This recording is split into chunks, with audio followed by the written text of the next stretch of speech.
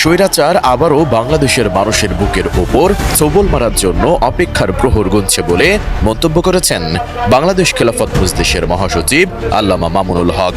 তিনি বলেন, কেমন আছেন সবাই? চলে আসলাম আপনাদের মাঝে আবার নতুন একটি ভিডিও নিয়ে। আজকে যে বিষয়টা সম্পর্কে কথা বলবো সেটা হচ্ছে বৈষম্য বিরোধী ছাত্র আন্দোলনের এক দফার মধ্যে বাংলাদেশের সাবেক প্রধানমন্ত্রী শেখ হাসিনার পতন হয়, আওয়ামী লীগ সরকারের পতন হয় এবং আওয়ামী লীগ সরকারের সভাপতি শেখ হাসিনা তিনি বাংলাদেশ ছেড়ে ভারতে চলে যান এবং তিনি ভারতে যাওয়ার পরে তাকে নিয়ে বিভিন্ন ধরনের আলোচনা সমালোচনা হয় এবং আমরা বিভিন্ন সময় শুনতে পেয়েছি যে তিনি দেশে আসবেন বা তিনি ভারত থেকে অন্যত্র কোথাও চলে যাবেন বা তিনি অমুক তারিখে দেশে আসছেন, এই ধরনের বিভিন্ন ধরনের ভিত্তিহীন তথ্য আমরা পেয়েছি।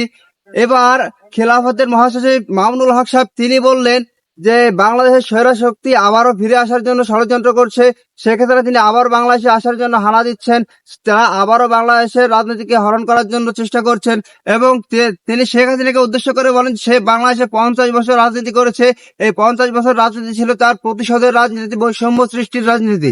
এই স্বৈরা শক্তিকে আর দেশে প্রবেশ করতে দেওয়া হবে না, তাদেরকে আর বাংলাদেশের রাজনীতি করতে দেওয়া যাবে না এবং বাংলাদেশের সাধারণ জনগণকে তিনি সজাগ দৃষ্টি রাখতে বলেছেন যাতে সেই স্বৈরাশক্তি কোনোভাবেই আর বাংলাদেশে প্রবেশ করতে না পারে, শেখ হাসিনা কোনোভাবেই বাংলাদেশে প্রবেশ করতে না পারে। তিনি এমনটাও বলেছেন যে সময় হলে তাকে দেশে এনে বিচারের আওতায় আনা হবে বলে জানিয়েছেন তিনি। তো গাইস, কথা না বেরিয়ে চলে যাবো আমরা সরাসরি স্ক্রিনে এবং বিস্তারিত থাকছে সম্পূর্ণ ভিডিও জুড়ে। ৭২-এর চেতনার মাধ্যমে বাংলাদেশের ৭১-এর মুক্তিযুদ্ধের চেতনাকে ছিনতাই করা হয়েছিল। এখনো কিন্তু তারা বসে নেই, ষড়যন্ত্র করছে বাংলাদেশের ছাত্র জনতার এই অভূতপূর্ব বিজয়কে আবার ছিনতাই করার জন্য। কথিত স্বৈরাচার আবারও বাংলাদেশের মানুষের বুকের ওপর সবল মারার জন্য অপেক্ষার প্রহর গুনছে বলে মন্তব্য করেছেন বাংলাদেশ খেলাফত মজলিসের মহাসচিব আল্লামা মামুনুল হক। তিনি বলেন, শেখ হাসিনা প্রতিহিংসার রাজনীতি কায়েম করেছিলেন। ৭২-এর চেতনার মাধ্যমে ৭১-এর মুক্তিযুদ্ধের চেতনা ছিনতাই করা হয়েছিল। আজ ২০২৪ সালের দ্বিতীয় স্বাধীনতার পর মনে রাখতে হবে পতিত স্বৈরাচারী শক্তি বসে নেই, তারা ষড়যন্ত্র করছে ছাত্র জনতার অভূতপূর্ব বিজয় ছিনতাই করার জন্য। তিনি দীর্ঘ ৫০ বছর এদেশের রাজনীতি করেছেন প্রতিশোধ গ্রহণের আর বিভাজনের জন্য। শেখ হাসিনার দোসররা প্রশাসন সহ বিভিন্ন জায়গায় ঘাপটি মেরে বসে আছে আমাদের কষ্টার্জিত রক্তের বিনিময়ে অর্জিত স্বাধীনতার এই যুদ্ধকে আবার কলুষিত করবার জন্য। সোচ্চার থাকতে হবে। শেখ হাসিনা বিগত ৫০ বছর পর্যন্ত রাজনীতি করেছে প্রতিশোধ গ্রহণের রাজনীতি আর বিভাজন করার রাজনীতি। ১৪ সেপ্টেম্বর বগুড়ার আলতাফুন্নেসা খেলার মাঠে খেলাফত মজলিস আয়োজিত শাপলা চত্বর ও জুলাই গণহত্যার বিচারের দাবিতে এক গণসমাবেশে প্রধান অতিথির বক্তব্যে তিনি এসব কথা বলেন। নতুন একটি চেতনা তৈরি করা হয়েছিল, যেই চেতনার নাম হলো ৭২-এর চেতনা। ৭২-এর চেতনার মাধ্যমে বাংলাদেশের ৭১-এর মুক্তিযুদ্ধের চেতনাকে ছিনতাই করা হয়েছিল।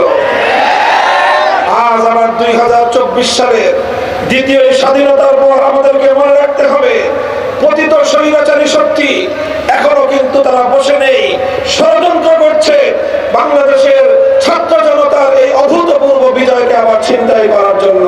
মামুনুল হক বলেন, মানসিক বিকারগ্রস্ত শেখ হাসিনা অব্যাহতভাবে চেষ্টা চালিয়ে গেছে বাংলাদেশকে একটি ব্যর্থ রাষ্ট্রে পরিণত করার জন্য। এটা তার চেষ্টা ছিল, সাধনা ছিল। বাংলাদেশের প্রধানমন্ত্রী হওয়া নয়, অন্য একটি রাষ্ট্রের তিলকওয়ালি মুখ্যমন্ত্রী হওয়াই ছিল শেখ হাসিনার সাধনা।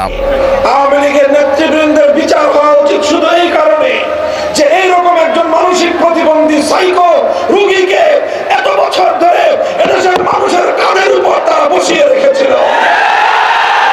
আর এই মানসিক বিকারগ্রস্ত শেখ হাসিনা অব্যাহতভাবে চেষ্টা চালিয়ে গিয়েছে বাংলাদেশকে একটি ব্যর্থ রাষ্ট্রে পরিণত করার জন্য, এই দেশটাকে তলাবিহীন ঝুড়িতে পরিণত করবার জন্য, এদেশের অর্থনীতির ভিতকে ধসিয়ে দিয়ে এদেশকে একটি পরনির্ভরশীল দেশ হিসেবে পরিণত করার জন্যই মেগা মেগা প্রকল্পের নামে মেগা দুর্নীতি করে বাংলাদেশটাকে আজকে শূন্য অবস্থানে নিয়ে গিয়েছে।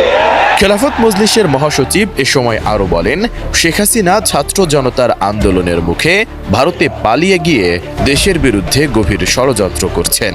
তাই দেশবাসীকে ঐক্যবদ্ধ থেকে তার যে কোনো ষড়যন্ত্র রুখে দিতে হবে, তাকে দেশে ফিরিয়ে এনে বিচারের কাঠগড়ায় দাঁড় করাতে হবে। অন্তর্বর্তীকালীন